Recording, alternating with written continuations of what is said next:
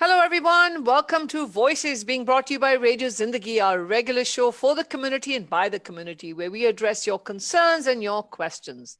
So allow me to always begin by first thanking, of course, Radio Zindagi, our team, RJ Era, of course, Seba and Neeraj, who always coordinate all these community events for the community. Today's topic of discussion is going to be bullying, which is an obvious follow-up from our conversation last week, which was on nepotism. So I'm going to begin by, first of all, thanking all the participants and listeners. This has been so wonderful. You guys have been so interactive and our show has become so popular. So thank you. Keep those comments and keep those questions coming. So let's begin with bullying. What is bullying? So a quick definition: bullying is, of course, an intentional behavior that hurts, harms, or humiliates a person, either physically, emotionally, and it can happen at school, in the community, online, politics, you name it, entertainment. We're going to address it today. And often those who are bullying have more social or physical power, while those being targeted have difficulty in stopping the behavior. And of course, this behavior continues to be repeated, or it can be one time. So to address and share the views today on bullying, we have a very unique panel that I'm going to introduce right now. Let's begin with, of course, Graham Wiseman. He has lived in many countries, visited many countries, and recently he left the corporate world and founded a nonprofit to provide students, parents, and education professionals with strategies and solutions to address increasing mental health issues. He's currently leading the initiative for California Mental Health Awareness License Plate to fund school wellness centers. So welcome, Graham. Thank you very much. Thank you. Welcome to the show. And then, of course, we have a friend of mine who normally co-hosts the show with me and a regular panelist on our show, Arun Goel. He's a well-known community activist, of course, the Vice Mayor of Dublin, who just announced his run for Mayor of Dublin in November. I'm rooting for you. Congratulations. Welcome, Arun. This time I didn't want to sound like a bully. I'm actually leaving the ladies for last introductions. I didn't want to be the bully. I've always introduced women first. And then, of course, we have Amitabh Mohan, all the way from India, founder of HLS India. He's a celebrity psychologist, a life coach practicing in India since 1992. He's been burning the midnight oil to help people during these times, stressful times of COVID-19. So welcome and thank you for staying awake. Thank you so much. It's a pleasure being here.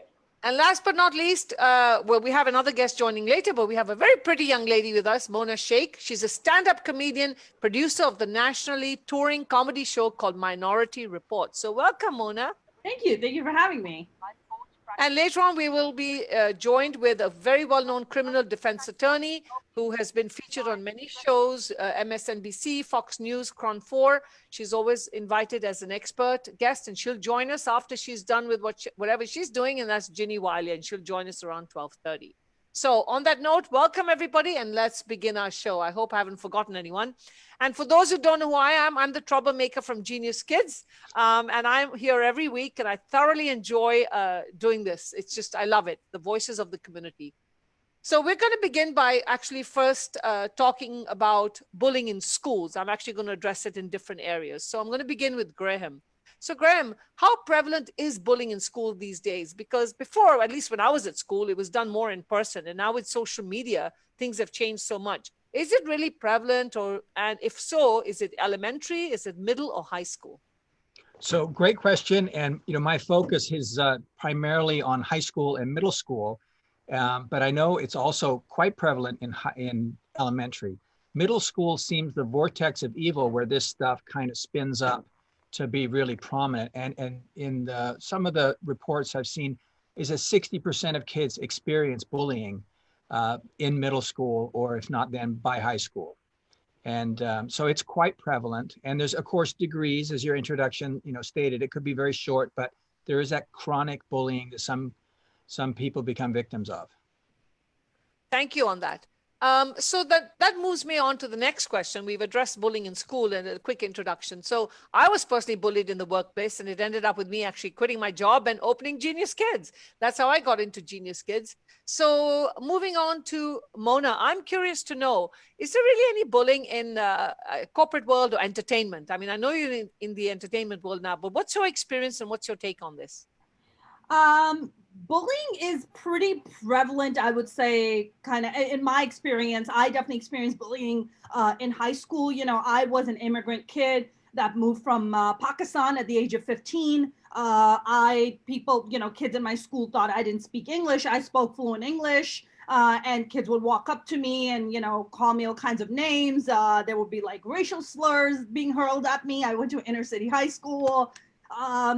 So I experienced a lot of bullying in high school, and it was a pretty rough time. But I think now as an adult, of course, you learn to deal with bullying a lot better. And what better way to tackle it than becoming a stand-up comedian? You just got the comebacks, baby. Like, oh, you come at me, I'm gonna come right back at you. So I don't know, maybe somehow that subconsciously made me think, I'm going to have fantastic comebacks when I grow up. And maybe that's why I ended up becoming a stand-up comic. But there's definitely bullying in entertainment, especially in the stand-up comedy world. I mean, I guess some people would call that, I think that falls under sexual harassment, but that is also a form of bullying where, you sometimes, like, look, I've been doing comedy for well over 12 years. And when you would go to open mics, and I once remember meeting this guy. He was a stand-up comic. We were both just trying to, do some new material. And I smiled at him and I introduced myself. And he was like, "Oh, are you on Instagram? I'll follow you." I was like, "Great."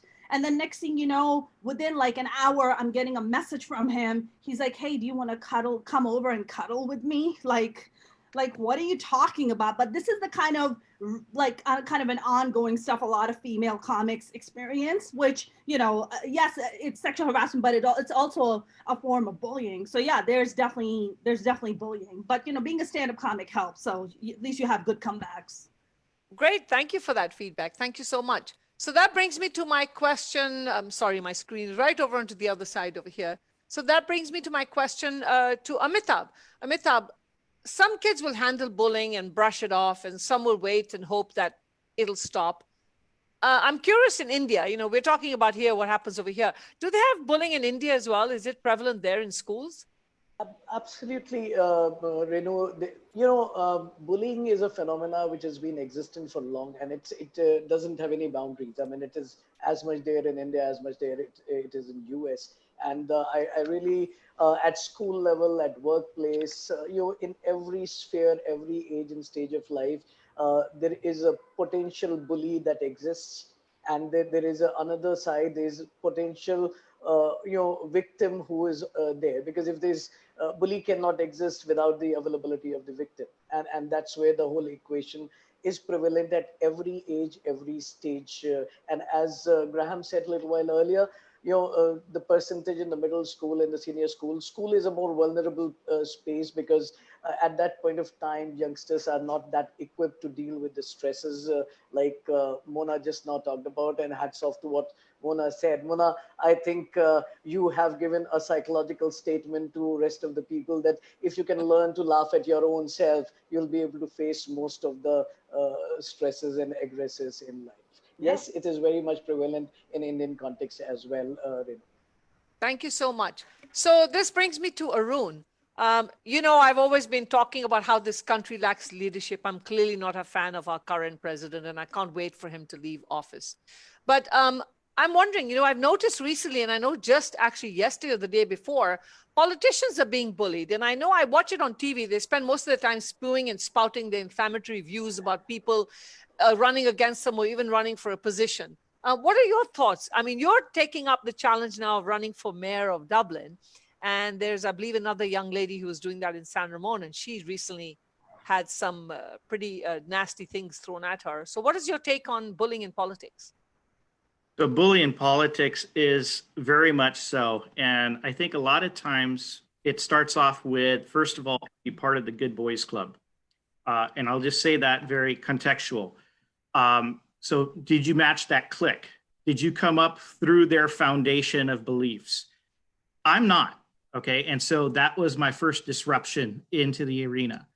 But I think what a lot of people don't realize is when they provide feedback, that too in a social media platform or via email, because everyone just kind of uses email as the method of communication, they don't realize who the recipient is and that individual is a human, and that individual has a stature in the public and has a family. And so what you end up seeing is an attack that may come against you like you're a non-human, and they'll take a position and they'll taunt you all over social media. And so one thing that I've learned to have is very, what I call thick skin. So in other words, I know how to differentiate. And I think it's to kind of Graham's point. Youth do not understand what is right or wrong. They don't understand how to differentiate, and they don't know how to say, I'm above that particular element and how to overcome it. And one thing, the reason why I really got to know actually Graham about 4 years ago was when people bully, it can lead to the ultimate situation, mental situations, or it can even lead to suicide. And I think it's a very delicate balance as far as what you say, how you say it, where you say it, and who's the recipient, and how do they receive it, and how can they best understand it. So, one thing that I did want to point out is the community can get involved when they see bullying getting out of hand. They can use websites like, I believe it's called WeTip.com, very anonymous. And it's important that people understand and use that. But same thing with kids in school. They should know that they can reach out to their administration and report it, because you don't know how far it's going to be taken, and you don't know how far the individual is feeling boxed, and it could lead to the ultimate situation of a sacrifice of life. Absolutely. Absolutely. So there's a comment coming from Ekansh, one of our listeners, and he says, the fact is that on social media, many people take advantage of being anonymous or creating a fake name, and then they'll post their comments. And I think Yelp is famous for that. I do not like Yelp at all, because people will go in and create nasty, comments, and normally it will be competitors. So there's actually a lot of bullying even in businesses, especially when you have someone that will start a new concept and you have the big guy sitting out there and suddenly we're taking a piece of their action. So anyway, on the point, moving back to Graham, I'm curious to know, for parents who are listening today, social media, everybody's sitting on their phones, especially now that they're at home. What is your advice, and what exactly are you doing with the schools? Because it does affect people mentally, and children get affected. Many times parents think, they want to step in themselves, and they go into the school and they battle it out for the kids. And that only ends up making it worse, because the kid continues to get bullied. Now they become, the kids, basically the bullies will say, you brought your mommy in to help you. What is your advice on how families should really address bullying in schools? Thank you for that question. So actually the research shows that most schools reply, or parents, they advise their kids, don't let it bother you, walk away, don't tell on them, make friends with the person who's mistreating you, or pretend it doesn't bother you. So there was a study done, they interviewed 13,000 students, 5th to 12th graders. And the 3 least effective strategies are pretend it doesn't hurt you, make friends with the person, don't tattle, and walk away. So what we're conditioned to respond is the least effective method. What we really need to do is let the student, or the child, know they've done nothing wrong, it's not their fault, and that they shouldn't try and go through this alone. This is a bigger problem, because hurt people hurt people. You can't fix the hurt in the person that's coming at you. And so you're as a child, you can't do that. So what they recommend is that children find a caring adult or a friend who will help them confront, and going to the school. And when it comes to schools, there's lots of different strategies, but the one that's often not used, and this came out of Norway, they were able to reduce school bullying by 50%, was you remove the bully, not the victim. Usually the schools pull the victim out of the class and put them in special. No, you take the bully out. So that's what's going on at the school. That's some advice. But don't you think that sometimes the parent or the bully is going to become very overprotective and think, well, I've dealt with this in our school, and the response has always been, well, the other child must have aggravated my child to become a bully. They never want to accept that the child is a bully. That's very true. And that needs to be actually just confronted, because that's not, it's not true, right? As an adult. Sometimes confrontation helps, right? Yes. Standing up. Don't reply to aggression with aggression, but say, no, you're incorrect. And here's some information to help you understand. So Mona, I'm curious to know, you got into being a stand-up comedian, and it's still more of a male-dominated society. I know there are many women coming up in the business. Have you ever experienced bullying on stage, where a group of people have come in and tried to get you off your performance? I'm just curious to know. Yeah, well, as comics, we, hecklers, I guess heckling is a form of bullying, I suppose. There's sometimes the host is the bully. Sometimes the host, feels threatened because you went up and you killed, and now they're feeling insecure. They're like, oh, I gotta follow that. Why am I gonna do this? So I think there's like, I've definitely, I mean, if you're a comic, especially if you're a female comic, at some point you have experienced somebody coming and trying to demean you, or somebody trying to make something like comment on your physicality. I can give a pretty big example, and I guess I've been talking about this. Russell Peters, who's a very big comic, he was hosting a comedy show that I was a part of. And he went on stage and he was about to bring me up, and he's like, the next comic I'm about to bring up on stage, I've been trying to sleep with her ever since I met her. Give it up for Mona Sheikh. So now this is a very big comic. Whoa. Very well established, has a very big name, has clearly a lot more power over me than I do. So that is the kind of form of bullying that has been going on for a very long time. I know, sorry, some people might get nervous. They're like, oh my God, Russell Peters, but it's I mean, look, it happens on that level too. So yeah. What was your response to that invitation? My response to that invitation was, give it up for Russell Peters, because I won't be anytime soon. Thank you for that. And my other response was, I would totally sleep with you, but only with a paper bag on your head. So. A grocery bag. Okay.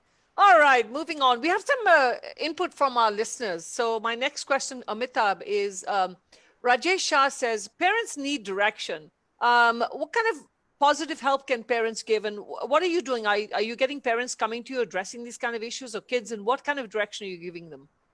See, there are 2-3 things that parents need to understand when we talk about bully. There are two people we are talking about. One who is the bully, and the other one who is being bullied. And right now, when we talk about and both have both the sides, there is a context that we need to look at.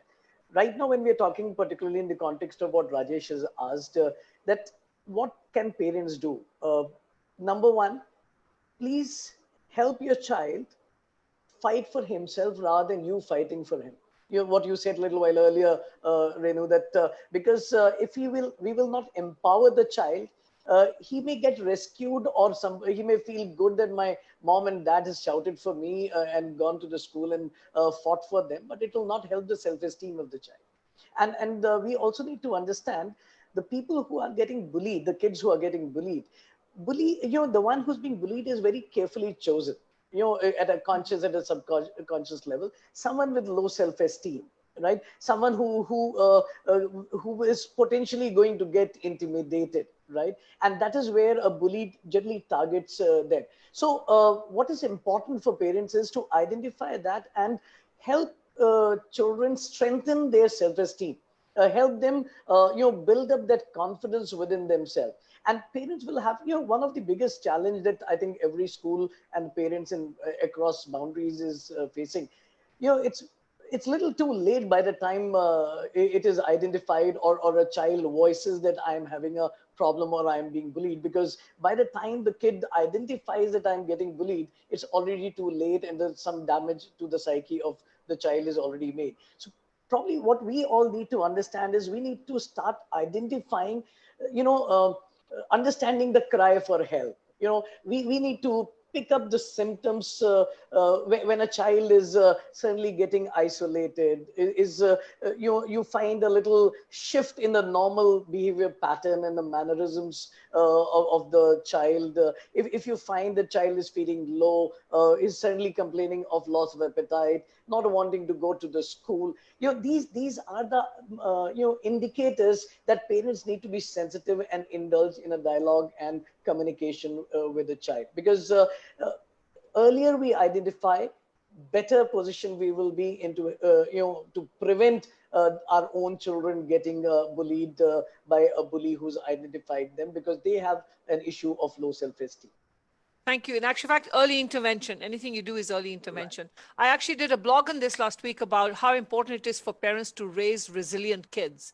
You know, unfortunately, as for parents, we want to overprotect our children and we want them to all think that the world is just full of roses. And I think it's about time they accept that they're going to be more thorns than roses.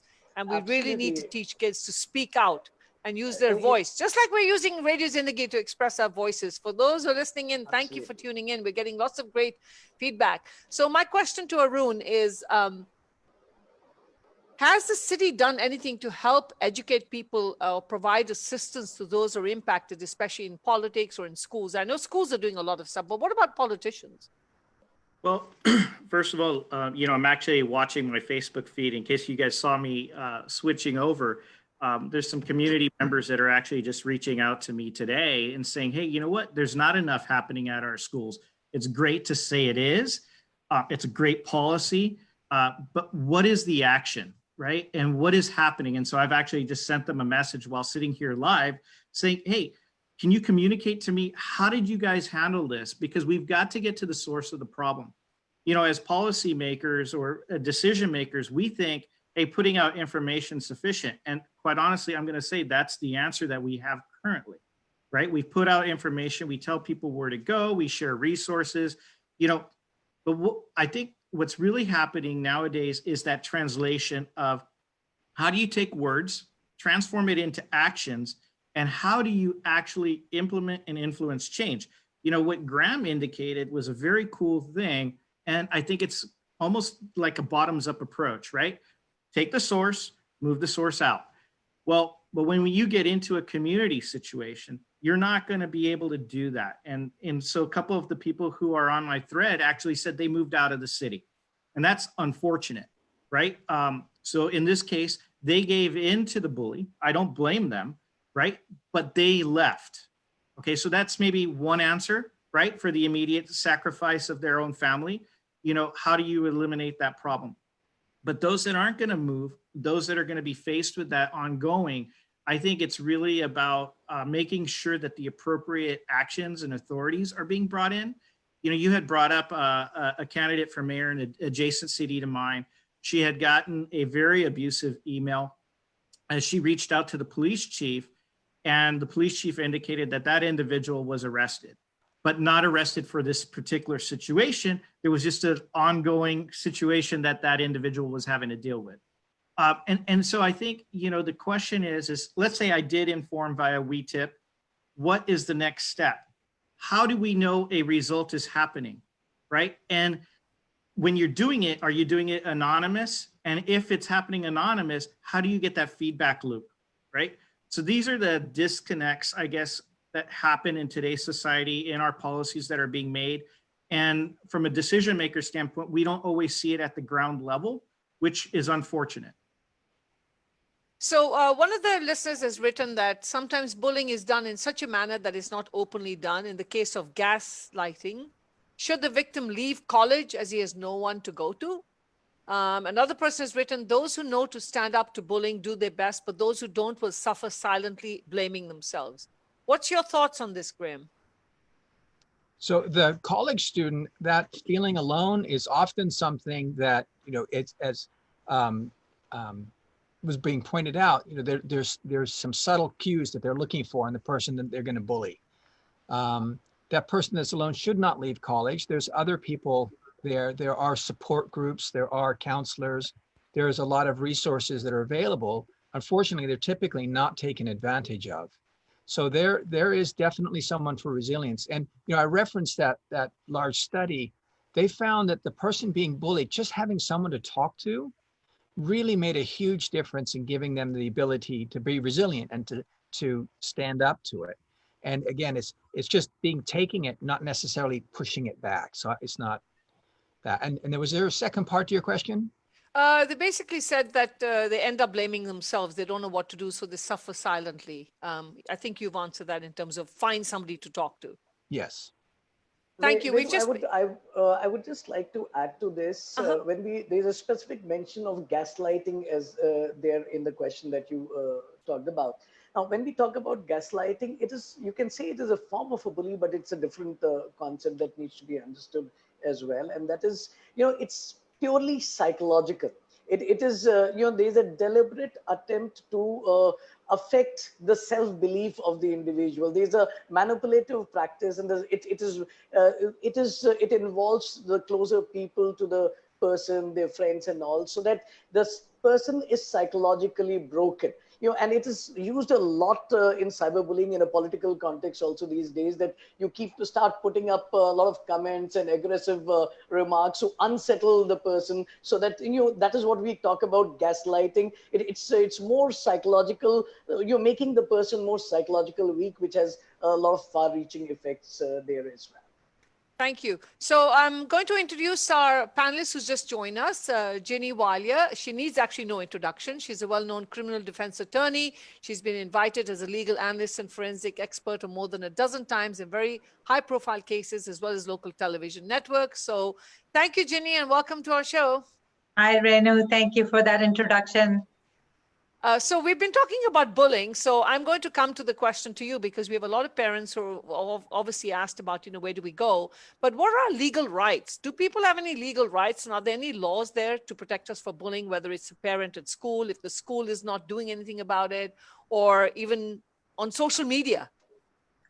So, Renu, there aren't really any laws under the federal system to protect you from bullying, but we have regular misdemeanors, such as there's a penal code section 653.2 that makes it a misdemeanor to post or distribute personally identifiable information.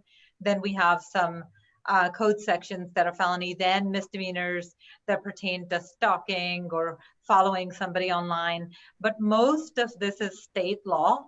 And I have in my practice dealt with most of this in the form of restraining orders. So I'm currently handling a cyberbullying restraining order where someone's impersonating this college student and posting all kinds of information about them, the family, stealing pictures from Facebook and sort of saying things about the family. So we're dealing with most of it via restraining orders. Now, are you finding that it's more college kids who are coming to you, or have you ever had younger? I mean, what kind of clients do you getting that come to you for bullying? Is it adults on social media, or is it younger ones? Younger kids? I've had a full range. I've represented the juveniles. They have to be accompanied by adults. So if you're going to go to court, look for a restraining order. That's the easiest way to deal with this. Because if you want to make a report to, and this is also true of the case I just spoke of, you tell the police department, then if they can't figure out who it is and it's anonymous, you have to see for a misdemeanor, how much effort will they really exert to get the IP addresses, subpoena documents. If they can't get anywhere, it just kind of gets left. So the way to deal with this in the most popular way, or the easiest way, is through restraining orders. So I've dealt with juveniles, young adults, college kids, older people, middle-aged people, elders, everybody. Wow. My question to you, Mona, you talked about how you were exposed, you've experienced bullying. How have you developed this very resilient personality now? What are your tips out to kids who may be listening today at the show, college kids, adults, parents? How do you develop this resilience and the way to be able to laugh things off? Well, I think in my situation, growing up, my parents weren't very heavily involved. If we got bullied in school, we just kind of were just left to our own devices to kind of deal with it. And I think because I grew up with 4 older brothers, boys tend to handle things on a physical level, where they're like tackling and like punching and kicking each other, which I'm not very proud of, but I did get bullied as a kid in Pakistan by some kids, and I did physically kind of handle stuff because I think I grew up with a bunch of boys. So I was just like, I guess this is how you handle business. This is how, you just punch them in the face and you just set the boundaries and you let them know that that's not how it works. I understand that that's not the way to handle things. That is, but at the time, that's the only way I could, I guess handle it. But I think as I got older, I think what I kind of ended up, I guess, developing, I think I realized that I had to just handle it on my own because I didn't have anybody coming and defending or protecting me. So I was like, either I can be like beat down by this, or I can develop a sense of humor about this. I can, start getting sharp start getting witty. And I think the one thing that I learned, which also helps me in my everyday stand-up comedy world, is that you get the crowd on your side. What do I mean by that? You get the class on your side. You have your smart comebacks, and then you make other people laugh. And then when they laugh, they're like, I'm with the person who makes me laugh, not the person who is bullying. Now, I understand that's not a skill set that everybody, maybe can develop or have. But I think for me, that was the thing that really helped me kind of survive through bullying. And even when I moved to the US, that was like the big thing where, and the interesting thing about was when I moved to the US, not only did I get bullied by students, I got bullied by a teacher, and she was vicious. I mean, she was relentless. The way she would come after me was relentless. And I think because of the level of resilience that I had built up as a kid, I went and reported her to the vice president of the school, and she got brought in front of Board of Education because of what the bullying that she was doing. I think she ended up getting fired, mainly because it wasn't just me. She was also bullying other kids also. And she was picking on our ethnicity because we were Indians and Pakistani kids. And she ended up, I believe she ended up getting fired. So I think so much of it is also about knowing that you also have power. The bully just doesn't have the power. You have power too. And I think what happens with a lot of kids that they somehow believe that, I think because they're sensitive or they're emotional or they're getting picked on, they somehow dismiss their own power. But the truth is you have power. Everyone has power. The only thing is to give yourself permission to practice it. Thank you for that. Arun, so somebody has commented that, how do we deal with bullying in the community setting when you don't even recognize the people involved? That's not a simple one, and I think that's kind of to the point of, people using fake names on social media and hiding behind realities of truth, or what I like to call keyboard warriors, right? But, I think the fact of, when you have a community issue and it gets to your concern, as a leader, what I try to do is reach out and show and reflect the desire to want to understand and the desire to want to potential change opinions, change directions. So in my kind of a position, obviously my situation is very different. I have to be that leader or that role model, right? While taking the attack at the same time. And so it's kind of puts us into a unique position, and all elected officials, they ultimately, once they're seasoned, they learn how to deal with this. You don't always rebut everything that you hear or you see about, and everybody is entitled to their opinion, and we can professionally agree to disagree, and however, as a decision maker, I'll land at a choice or I'll land at a forward path. And I'll tell you what, I've got some people that agree with me, and I've got a lot of people that may disagree with me. And that's just the calculated risk or calculated choice, or my ability to really serve and make sure I'm serving the broader needs and maybe looking somewhere at a path that people don't see today.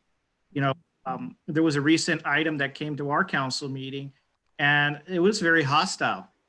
I got ethnic bullying. Okay. The other type of bullying that's happening, which no one's mentioned here today, which is actually kind of surprising, and I want to bring it to the forefront, is gender bullying, especially to the LGBTQ community. LGBTQ community, not only are they impacted in front, but they could be impacted in so many different ways in social media that people don't understand and reflect. And it's one of the communities that's so under addressed or not accounted for in a lot of stuff. And I was looking at some recent stats while sitting on this Zoom. About 37% of cyberbullying for gender-based bullying happen on-site, on-prem at a school. Okay, that's by those that have basically stated their gender, right? And it could be LGBTQ. And so what are we doing about it? And I think that's the popular question. And I mentioned it before, how do you escalate? So one of the commenters on my broadcast right now, they mentioned that they reached out to the vice principal and principal, and they said, stop, don't take it anywhere, we'll handle it. And then they kind of dismiss it. I say that's part of the systemic problem. What I believe is the parents should take escalation methods to get it all the way up to the Board of Education if need be. Mona said it quite right. If you don't get the response that you need in the time fashion that you need to, keep escalating and do it the right way. So Thank you for that. Thank you for that. Yeah, in actual fact, you answered the question that somebody else posted, that what if the school district doesn't do anything? Jeannie, I know you're pretty busy, so I'm going to give you one question. So my first question is, what is the difference between bullying and harassment? Is there a difference at all? And then secondly, when does somebody know that they have to come to an attorney? What is the push button, or is it social media when they start putting it out there, or is it in schools? When do you know that, okay, I need to get a restraining order, I need help, I need my legal rights here? Bullying is a form of harassment, and that's why we're able to characterize it under the harassment laws, like, stalking, following somebody, posting material about them, displaying public information. So all of that is harassment, and bullying is one subsection of it. So I think when you go to an attorney or seek help from the courts, it depends on what your threshold for tolerance is.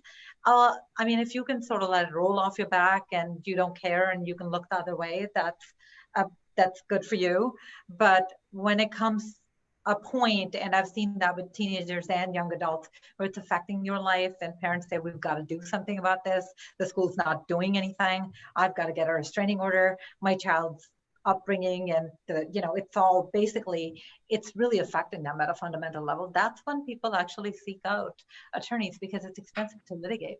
But again, I think it's your threshold. But if somebody's being bullied and the schools, you do the formal complaint process, and if they're not doing something about it, I think that you should seek help sooner rather than later, because growing children, young adults, this is a very impressionable time. And if you take that kind of suffering and grief with you, the psychologist can comment on how it may affect your personality later on. But I think when it affects you to that level, it's time to do something about it. And you probably would also agree that you have a lot of bullying and domestic violence issues as well, right? Because you probably have that. I also prosecute a lot of restraining orders. Unfortunately, in our South Asian communities, domestic violence, use of alcohol, they're prevalent. And they usually, in conjunction with each other, cause a lot of issues, domestic disputes, hitting children, all of that. And, sometimes we can resolve these things with anger management, parenting, alcohol classes. A lot of families do get past it, but if you keep ignoring it, it just gets bigger and bigger and becomes a bigger problem. Thank you very much. I know you are in the middle of something, so if you need to leave, thank you so much. I really appreciate your time coming in as our legal expert on the show. Feel free to stay on if you got the time. Otherwise, we're going to continue with the show. But thank you. Yeah, thank you. So Graham, a couple of people have written in here that, somebody commented that, Mona, it's great. You have recognized the strength to take the bully by the horn, and eventually bullies are weak and they will break down.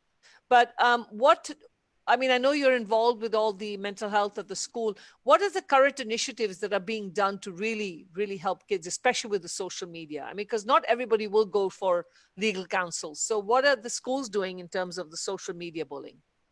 So many schools actually monitoring students' Facebook and Instagram posts, so forth. What a lot of students don't realize is when they step onto campus and log into that school network, they're tracking everything they're doing. And so, interesting. Recently at a school, some kids went on for their senior prank to do something on campus. Well, as soon as they stepped on campus at 2 a.m, the school network pinged them and they knew exactly who they were. So, okay. Yeah, the schools I didn't know that. The schools are doing what they believe is the right thing. And anytime you kind of comment a problem, as Arun is saying, it's very hard to give a clear, distinct answer. But I know that for myself, as an immigrant, I showed up with a weird hybrid English Australian accent. And the prettiest girl in school thought I was adorable and gave me a kiss the first day. I paid for that for years. Yes, like, who's this guy? That turned into a bullying incident, really? Oh yes, oh yes, my. relentless, and literally for years. But what I found was my parents gave advice was, it's not your fault that they're hurt, and they just kind of worked through it. And I was bullied by a teacher who would mark down my work. So eventually what I did is I took somebody else's work and put their name on it and turned it in. I'm sorry, I took somebody else's work, put my name on it. They got an A, I got a D. So I took that to the principal. But I did that because my parents had given me the strength to identify it. But if you don't have that, a big part of it is actually identifying that behavior. And what students will find is, if they say, wow, that's bullying behavior, is anybody else experiencing it? Yes, other people are experiencing it. Mm-hmm. And so that's how you can build your allies if you don't feel strong enough to take it on yourself. Okay, thank you. So schools are stuck, that ability to remove the bully is a very difficult thing. That's actually done in Norway. I'd love to see it here, but that's a difficult thing to do. Yes, it is. Amitabh, so somebody has written that, they've written that, I think gaslighting, Kapil Agarwal says, gaslighting is something very subtle, and even the wittiest of people are unable to understand how their self-esteem is being eaten into. What is your advice out there to kids listening? I know parents are there, but right. What is your advice to kids to build their self-esteem and how they can fight this battle with, because it's great when you have a parent and they can come in and they'll step in for you, and that's wonderful, but they're not at school with you all the time. What can you do as a person to build that up? Renu, when we talk about bullying and when we talk at the school level with the kids and the advice for kids, when somebody is getting bullied at that point of time, it is little too late when they identify it. So when we say that, when somebody already is experiencing the emotions of being bullied, then there is a support required. There is you need a counselor, you need a parent, that help is required. Because the problem is that they are not able to identify that problem is taking place, and that is where they need to stand up for it. There are a few things which are important, one at a student level and one at the institutional level. At a student level, they need to work on their confidence, communication, and they need to be given that skill, and they need to build up to voice their they should not suffer in silence, and a bit of discomfort they should be able to assert. The problem is the one who's getting bullied, the one who's experiencing, is weak on assertiveness and is weak on low self-esteem. So what I would suggest that there is a need to work on their assertion. And if they can work on their assertion, a lot of their problems, even if somebody is trying to bully, they will not experience the pain that they generally experience. But at the same time, like in an Indian context, if I would talk about, there's a lot of talk and discussion about bullying, and at a school level, it is being taken at a very, very serious level. Even at HLS, we have mental health centers and the counseling cells in various schools. And, there are multiple interventions. There is a peer help support mechanism that the schools have developed. That often the child who's going through the pain is not able to go to an elder, but then it goes out to a prefectorial body or a mentor or a peer support mechanism that is being developed there. There's a lot of awareness campaign which is required to be done, because school counseling, in India we have a curriculum called life skills, and in life skills even this is taken up as an issue to make students identify the symptoms when somebody is trying to manipulate or exercise that force. So a lot of awareness sessions so that the young kids can be more aware of it. I again go back to the primary question that you have asked, Renu, that what can kids do? The point is you only realize it when you have gone through it, when this emotional strain already starts working on. And that is where there is a bit of support which is required. And I would also like here an advice for parents to look at. It is often the aggression in the childhood when it is not dealt with properly, that breeds the bully that we have. We are talking about the one who's being bullied. That's where the intervention, that's where the support is required. It is also important to talk about the one who's bullying, his psyche, her psyche, right? Because that is also very important to be understood, because prevention is also required there, not only the one who's getting bullied, if we really want to take care of this problem. It's funny you mentioned that. In our preschool, I had an experience where we had this 4-year-old, a little bully, and he was Punjabi. And when I called up his dad for a meeting, I hope his dad's listening to this show. His dad said to me, he laughed it off and he goes, well, Punjabi boys are meant to be tough and strong. And I said, we're not talking about tough and strong. We're talking about being a bully. And he turned to his son and he says, I've always told you, pick on the little ones. Don't try and pick on the older kids. So he objected to the way he said, I want my son to be tough. I said, you're not raising him to be tough. You're raising him to be a bully. And that's not the kind of person that we would want, growing up. So, just to add here to the context, the example that you gave of this 4-year child, I would like parents to be aware of a disorder called ODD. That is called oppositional defiance disorder. Correct. And that needs to be identified at an early stage, and otherwise there's a greater potential of that child to be a bully for so many others. Absolutely. And I always spend my time telling parents that there are certain disorders that we're not going to outgrow. They have to be helped and treated. Isha Dubey mentions that also name tags are bullying, calling Chotu Motu, Lamba, Chashmish. That's also some form of bullying. We have a few more minutes left, so we're going to start wrapping up. So I'm going to start closing. I'll move on to Arun. So Arun, my question to you, and as we close, everybody can give their closing statements because we literally have a few minutes. Arun, how can parents identify when the kids are being bullied? I think this is actually a question I'd like to have go to Dr. Amitabh as well. So maybe you can address it in your closing. But, I think one of the things is, do you all of a sudden notice the kids being kind of distant, hiding, maybe not wanting to discuss things in their personal life? So I think, one of the things that parents try to do is have a good dialogue and communication to be able to identify, okay, is there something disrupting their well-being, right? And you'll notice a mood swing and a mood change. I mentioned a child who took his life. When we went back in and started to really understand what was going on, we found out that he was being bullied. His environment or the friends he chose were the type that were either being bullied against, or they had made attempts to take their lives. So I think it's part of the socioeconomics as well, making sure you understand all of those good qualifiers. Basically, bullying is an issue that's not going away. Right. In the United States, we have it right from our top. Those tweets coming out, and people don't think about those consequences of what their words and what they type are. And so just be a little thoughtful, be mindful. Realize that the person receiving it is a human.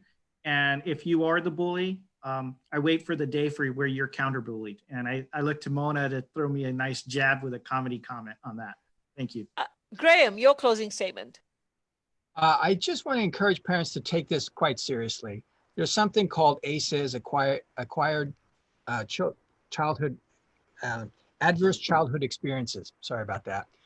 This is an adverse childhood experience, and what it leads to is increases risks for divorce, diabetes, alcoholism, all kinds of things that you can trace back to being an elementary school or middle school kid getting bullied. Mm-hmm. So this is something serious to talk to your kids, and to piggyback on what Arun was saying. The other thing to watch is their sleep. If they're not sleeping, that's a key indicator that something's wrong. Thank you so much. Mona. I think I want to add about mental health. I think mental health is a huge, and I'm so glad the conversations are happening and there's a lot more awareness. I think a lot of kids who do bully also have clearly something going on at home, like that little 4-year-old Punjabi kid where his dad is like, yeah, pick on the little ones. Like, what? That's a horrible message to send to your kids. I mean, I feel like a lot of kids, and I think I had to learn this the hard way, is to stepping into your own power. I think that is always my kind of thing that I always go back to. I recently, I get cyberbullied. I mean, I'm a stand-up comic. People come after me. I had this one Desi guy come and comment on my video. He's like, yeah, but can you make biryani? And I was like, of course I can make biryani, but I'll never make one for you. Come on, that's a given. But like you get stuff like that, like you just kind of learn to kind of bob and weave and just kind of learn to live with it. But I feel like I think a lot of kids are suffering and struggling, and I urge you to step into your own power. I urge you to know that you are powerful, that you have even if you don't have a support system that you're looking for, you can be your own support system. Thank you so much. And we have 45 seconds left. So I'm going to first thank, before I'm going to have Amitabh close for me. So I'm going to close by simply saying that all those bullies who are listening to the show, be sure to taste your own words before you spit them out. That's what I have to say to you. And Amitabh, I'm going to have you close the show with your final thought, as Arun mentioned. And thank you for calling ODD an disorder and having people recognize that. So thank you so much, Renu. There are a few things I would like to point out for our viewers to ponder on. Number one, there are two people we are talking about.